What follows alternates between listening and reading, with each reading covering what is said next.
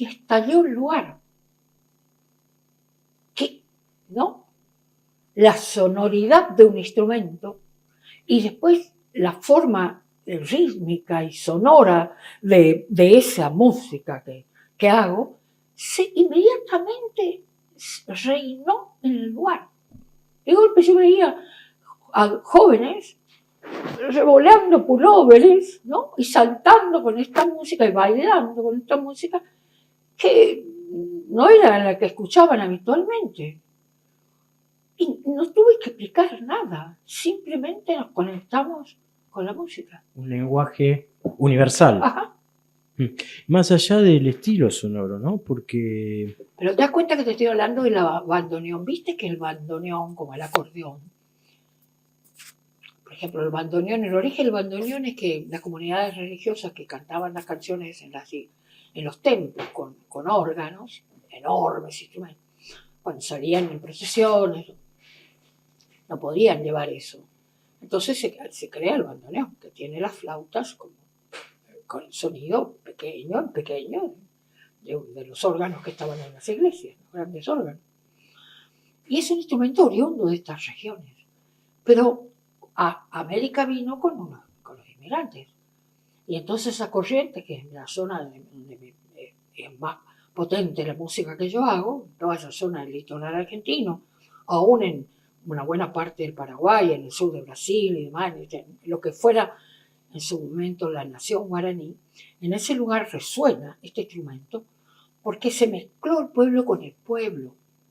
Entonces llegaban los alemanes, los polacos con sus instrumentos de sus pueblos y se sentaban a tocar música con gente de los pueblos. Y lentamente entró ese instrumento y ahora no podés concebir la música de mi lugar sin esos instrumentos. Claro. Y te parece que son de ahí, como el tango. El tango también tiene ese instrumento instalado y no hay tango sin bandoneón, ¿no? En Corrientes da lo mismo el bandoneón y el acordeón de botonera, ¿no? También era piano, pero es menos. Y estos instrumentos son europeos. De modo que yo sentí que eso abrevió, hizo más corto digamos, el diálogo que podemos tener, lo hizo no más corto, más rápido. Esa sonoridad les produjo, sintieron una familiaridad con ese sonido y con algunas formas del toque de esta música por las mezclas. Y ya estaban bailando. Eso es mágico, es hermoso.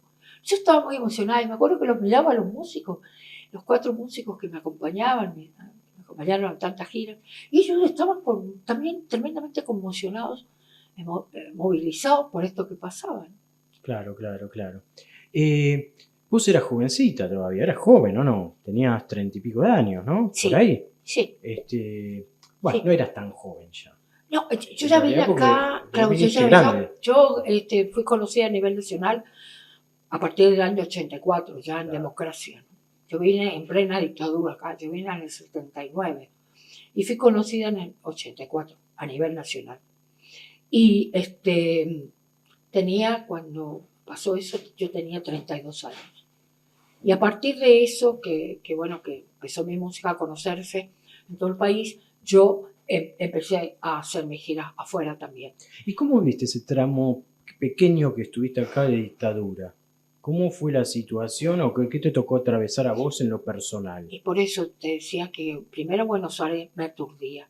Me aturdía con el sonido vertiginoso de cualquier ciudad del mundo, pero también con las sirenas y los sonidos metálicos que solía haber por las noches. Y que al otro día te enterabas que había habido alguna cosa, algún allanamiento en algún lugar y escuchabas gritos, pasos como de botas, ¿no? Sonidos que eran estremecedores. Sobre todo los metálicos de las frenadas, no sé cómo, vos los oías en tus casas, no salías a mirar, ¿no? Había un miedo paralizante y después se escuchaban cosas, ¿no?, de lo que estaba pasando, pero nada, siempre eran rumores, ¿no? Era como nunca se terminaba de decir todo, no había palabras para decir todo. Y había como un silencio que era cómplice también en muchos sentidos, ¿no?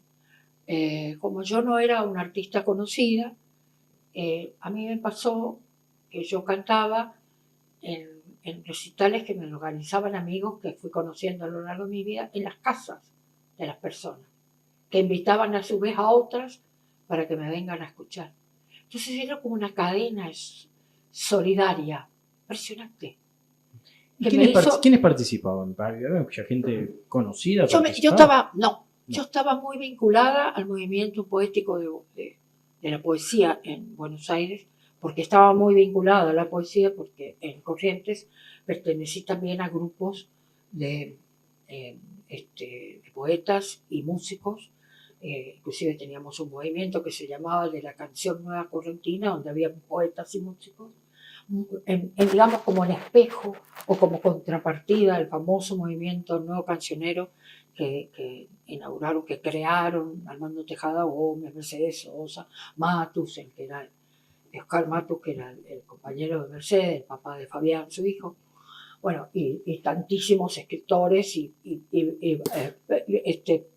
artistas plásticos, pintores, tantísimos que fueron parte de ese movimiento y que había pegado, pese a que no había internet, no había nada, había pegado enormemente en toda América. Tuvo grandes repercusiones eso, fue muy poderoso. También en Corrientes, y eso fue como un espejo, la canción Nueva Correntina. Yo pertenecí a ese grupo. Entonces, ese grupo ya tenía un montón de conexiones con músicos y poetas acá, escritores, y entonces fue como natural que yo entrara a ese circuito, pero como en aquellos años era muy difícil que te conozcan, si vos cantar en un teatro era imposible, si nadie te conocía, para ser conocido tenías que venir acá, que sucediera algo, que te cambiara, digamos, que cambiara de pronto tu vida, o mejor dicho, la difusión de lo que vos hacías. Entonces, venir acá quiere decir a Buenos Aires. ¿Quién fue que te descubrió de alguna manera? Digo, acá, a partir de que vos empezaste a cantar acá en las casas y todo este movimiento que hablas. ¿Hubo alguien que te dijo, che, venía a tocar conmigo o te voy a presentar? No. A mí, lo mío fue que como raro. Yo había venido, como te dije muchas veces, pero nunca vine a cantar. Venía de paseo, después me había hecho de grandes núcleos de amigos. Tenía también mucha gente, compañera que pensaba como yo y que sabían que yo cantaba, y entonces esos compañeros me organizaban cosas en sus casas, además de otros amigos que fui conociendo en Buenos Aires que se enamoraban de mis canciones y que les gustaba lo que yo hacía y me iban llevando. Entonces yo me acompañaba sola con la guitarra. Y de golpe, por ejemplo, fui una vez a cantar a una serie de conciertos que se hacían en la Manzana de las Luces. Y ahí estaba un periodista sentado, de un diario que entonces se llamaba Tiempo Argentino. No, el diario Tiempo, así se llamaba, perdón. Diario Tiempo. Y estaba sentado, yo no sabía, no conocía a nadie.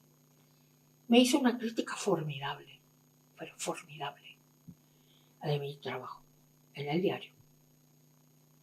Y entonces me llamaron del Centro Cultural San Martín, que dirigía aquí Vestager, para que cante en el hall a raíz de esa nota de Guillermo Pinto. Él se le hizo llegar al director del Teatro San Martín, a quien yo no conocía, y el director del Teatro San Martín me buscaron, me encontraron y me fui a cantar ahí. Yo cantaba en ese hall, me sentaba, como yo no decía nada y cantaba mis canciones. Tenía un amigo poeta que fue como un padre para mí, se llama Jorge Calvetti, jujeño, gran poeta argentino, que fue un padre para mí, que entonces él me decía, Teresa, vos tenés que decir de quién son todas esas canciones. No, le decía, no importa, si a la gente le gusta, ya está. Entonces él, ¿sabés lo que decía? Me iba a ver a todos yo cantaba ponerle los jueves, pequeño ciclo. Él iba y se sentaba y en un momento se paraba y con cara de que no me conoce decía, señora, ¿puede decir los autores de las canciones? Entonces yo, en la primera vez me vi obligada. La segunda se repitió exactamente lo mismo. La tercera dije, no, voy a decir porque si no la gente va a decir que esto es un circo armado. Porque se repetía el libreto, ¿viste? Bueno, entonces empecé a decir, me sentaba y decía, me llamo Teresa Parodi, y voy a cantar canciones y poemas, porque musicalizaba poemas de algunos escritores que les voy a decir quiénes son, y las canciones son mías y cantaba. Bueno, eso hice mucho tiempo, y como Calvetti era amigo de León Benarós le habló a Julio Marvis, que dirigía Cosquín, Claro. y Julio Marvis, que dirigía Cosquín, hizo que me contrataran al Festival de Cosquín, me contrataron. Bueno, que me pagaron, por supuesto, una cifra. Imagínate, no era nadie yo, completamente nadie me conocía. Y bueno, y ese 1984, el primer Festival de Cosquín de la democracia. O sea, este año se cumplieron 40 años. Y yo me senté con mis canciones, canté y gané el premio Consagración. Muy fuerte. Sí, sí. Yo me acuerdo que en esa época de los 80, yo era chico, pero me acuerdo que más o menos era el mismo tiempo que vos empezaste a aparecer, incluso se te veía en televisión, la misma época que León Gieco, Sí, ¿no? sí. Que es más o menos Porque, un paralelismo de época. claro, León quizás un poco antes que yo apareció. 1 o 2 años, Sí, no sí, mucho y más. también, y bueno, Víctor mucho antes, porque Mercedes, inclusive. Víctor Heredia. Claro, y Víctor Heredia. Y Mercedes, lo que pasaba es que Mercedes estaba fuera del país cuando yo vine a vivir acá. Cuando yo la conozco a Mercedes, ya la conozco después que salió mi primer disco, porque ella me invita a cantar con ella Pedro Canuero, pero yo, en su disco. Pero yo gané el premio, me dieron el premio Consagración la misma noche de aquel Cosquín del 84, que Mercedes vuelve a Cosquín después de años de no cantar ahí. Es un año muy emblemático por el regreso de la democracia y por el regreso de semejante voz de los pueblos latinoamericanos, del pueblo argentino y del pueblo latinoamericano, que volvía a cantar en su tierra, en el festival más importante de su tierra, ¿no? Otra vez en un abrazo increíble con el público, ¿no? Esa noche fue memorable, inolvidable, ese Cosquín. Y bueno, después a partir de ahí que ganó Cosquín, una compañía grabadora, yo no tenía compañía atrás, nada. Se acercaron de varias de esas que existían entonces y yo me quedé en Polygram. Polygram era entonces la compañía que tenía mayor cantidad de artistas folclóricos. Claro. Inclusive estaba Mercedes. Y entonces firmo un contrato con Polygram y me quedo en Polygram. Y a partir de ahí se conoce mi trabajo a nivel nacional. Ahora bien, vos la mencionás a Mercedes. Mercedes fue una artista de principio a final con ideologías fuertes, ¿no? Sí, sí. Más allá de ser un intérprete, ¿no? Sí, sí. Sí, sí. Porque en las interpretaciones que ella elegía, sí. tenían contenido. Sí, sí. O sea, direccionaba el contenido. Sí, sí. En caso tuyo, vos siempre tuviste contenido social. Sí, sí. Desde tus primero segundo disco, Sí, sí. ya estabas planteando cuestiones que veías, Sí, sí. rurales, sociales, Sí, sí. ¿no? Sí, sí. Y además de la naturaleza del espacio, ¿no? Sí, sí. ¿Eso de alguna manera las emparentó? Y yo creo que sí, nos puso del mismo lado de la vereda. Mercedes no era autora. Mercedes me cantó muchísimas canciones. Sí, recorrió el mundo. Mercedes no era autora, pero Mercedes amaba a los autores y compositores y autoras y compositoras. Nos amaba, nos cuidaba. Nos hizo viajar en miles de giras con ella para que se conozca lo que nosotros hacíamos. Mercedes tenía una generosidad increíble. Era una madraza, no podía ser mi madre porque tenía 12 años más que yo. Pero ella naturalmente ya era la madre de todos nosotros. Hasta en lo que comíamos en la gira se fijaba. ¿Cuánto comiste? ¿No comiste bien? Molete, no sé qué. Esas cosas cariñosas, ¿no? Todo el tiempo cuidándote. Así era en el escenario. Se te presentaba con un amor y una admiración que ya el público te aplaudía y te tenías ganada la primera parte. Porque no subía más que a las personas que le gustaban. Entonces compartía de verdad el escenario, con amor y con entusiasmo, de presentar a un artista que ella sentía que el público tenía que conocer para disfrutarlo. Entonces, esa actitud de Mercedes abría puertas increíbles, ¿no? A todos y todas. Así que a ella le gustó mi repertorio por lo que yo hacía y nos vinculamos con una naturalidad como si nos conociéramos de toda la vida. Y ahí también empezaste a tomar relación con artistas de época, Víctor Heredia, ¿no? Todos ellos, como un movimiento Claro. musical e ideológico, Sí, ¿no? sí, porque elegimos una forma de hacer la canción que refleje los sentires del pueblo, pero los sentires pensados en todos los sentidos. Eh, las impotencias, las broncas, los olvidos, digamos, las necesidades, pero también las alegrías y los sueños del pueblo, de nuestro pueblo. Nos movilizaban Violeta Parra, Alfeo Citarrosa, Daniel Biglietti, imagínate. Entonces todos nosotros veíamos en esas fuentes y representábamos esa forma de mostrar lo invisible, lo que yace en lo profundo de los pueblos, para que eso se refleje en la canción. Y cuando no importa, la canción va a seguir contando la historia. Esta sensación era muy importante para un autor. Yo, por ejemplo, escribí una canción que se llama Apúrate José, que fue una de mis canciones más conocidas, que cuenta la inundación. La sigue contando hoy, porque es igual. Y cuando yo no esté, la va a seguir contando, la canción. ¿Se entiende lo que te quiero? Bueno, esa ser testigo y parte era muy importante para nosotros. Era un compromiso con nosotros mismos, comunidad, con nosotros mismos, país, con nosotros mismos, pueblo, América Latina. Entonces eso parecía como una naturalidad, una necesidad expresiva. Y así fue que hicimos un camino muy bello. Y la casa de Mercedes era siempre el punto de partida, porque Mercedes te invitaba a comer a todos y terminábamos cantando y terminábamos conociéndonos, nos hacía acercar a unos a otros, le gustaba unir puntas, ¿viste? Vos le tenés que conocer a fulano, nena. A mí me dijo nena hasta morir. Toda la vida me dijo nena. Y yo tenía 12 años menos que ella nada más, pero nena. Vos tenés que conocer a tal persona, nena, porque vas a ver que, bueno, todo así, ¿no? Ella era todo el tiempo así, conmigo y con nosotros. Y entonces estábamos acostumbrados a compartir.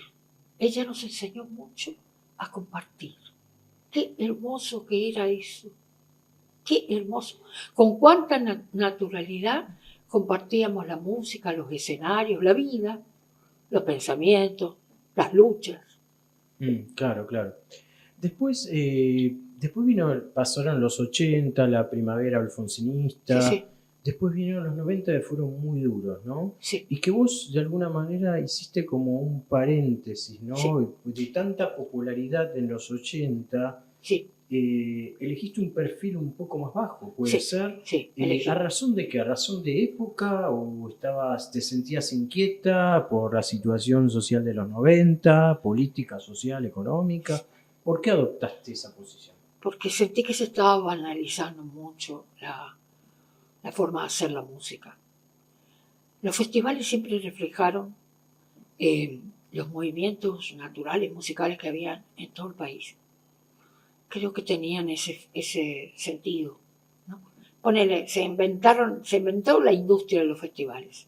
Eso se inventó en la década del 60 ya. Sí. Pero alrededor de esos festivales estaban fiestas populares, o sea, tenían una raíz profunda de esa fiesta. Por ejemplo, qué sé yo, era el festival que estaba directamente en el Oro Blanco, por ejemplo. El festival del Oro Blanco era la leche, el festival de la leche en Entre Ríos. Entonces, eran como, digamos, los motivos por los cuales la gente se juntaba en esos festivales y los celebraba como... Era el quehacer cultural, ¿no? De esos pueblos, vivían de eso, de esos trabajos, de esos oficios, de esos cultivos, ¿no? Entonces eso tenía un sentido profundamente popular. Estaban arraigados en la gente esperaba todo el año para armar esas grandes fiestas de celebración de lo que hacían como pueblo, de lo que producía la tierra o de lo que producían ellos como pueblo. Me acuerdo que en el sur de Córdoba había un festival que se llamaba de la Baña Cauda. Ah, qué rica la baña cauda que se comía. Era increíble. No, bueno, pero Contale a la gente es una comida muy especial que tiene, que es